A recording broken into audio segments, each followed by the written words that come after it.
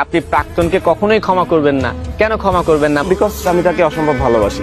এক আকাশ অভিমান, রাগ, ক্ষোভ, জিদ, অভিযোগ। ঘটনাটা কি হয়েছিল? 2018 সালের 14 ফেব্রুয়ারি 20 টাকা দামের একটা গোলাপ ফুল তাকে হাতে দিয়ে 15 টাকা দামে একটা আংটি পরিয়েছিলাম। তার ইচ্ছায় তাকে আমি প্রশ্ন করেছিলাম যে তুমি আমাকে বিবাহ করতে চাও কিনা। হ্যাঁ, আমি তোমাকে বিবাহ করতে চাই। তার অনুমতি নিয়ে আমি তার হাতে আংটি পরিয়েছিলাম। এই আংটিটার মূল্য 15 টাকা ছিল। 15,000 কিংবা 15 লাখ দেওয়ার এবিলিটি থাকলে হয়তো মানুষটা যেত না। সে আমার সাথে চিট করছে। ভালোবাসা, প্রেমের সম্পর্ক, এগুলোর জন্য যুদ্ধ করতে হয় কাউকে পেতে হলে। ফ্যামিলি কখনো অ্যালাউ করে না। সে বেটার অপশন পেয়ে সে চলে গেছে। কানাডা একটা ছেলে পেয়েছে, কারো ধন সম্পদ আছে শুনতে পেয়েছে, যেটা টাকার জন্য প্রাক্তন চলে গেছে। এমন তো হতে পারে যে পারিপার্শ্বিক চাপের কারণে কাছে হার মেনেও সে আপনাকে ছেড়েছে।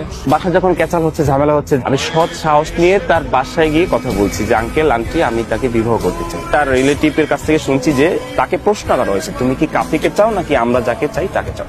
সে বলছে আপনারা যাকে পছন্দ করেন তাকে। ভালোবাসার জন্য ভাই যুদ্ধ করতে হবে। সে সৎ সাহস নিয়ে বলে নেয় যে আমি কাফিকে চাই। আমার নামে মামলা হয়ে যাচ্ছিল, আমি মেয়ে নারী কেলেঙ্কারি করছি, উনি পালিয়ে যাত্রাবাড়ি আসে, যার জন্য এত স্ট্রাগল করলাম। আমার এমনও দিন গেছে বাড়িওয়ালার বাসার পুদিনা পাতা কোরবানির দিন আমি এরকম শুকনো মুড়ি খেয়ে তারপর জীবন যাপন করি। সে আমাকে বলছে লাস্ট যেটা কথা, তুমি এখনো ছোট, ইন্টার পরীক্ষা দিলাম মাত্র। তখন সে বাস্তবতা বুঝে গেছে, টাকা পয়সা আছে, হয় নাই ভাই। কিভাবে সম্ভব এই মানুষটাকে ক্ষমা করা?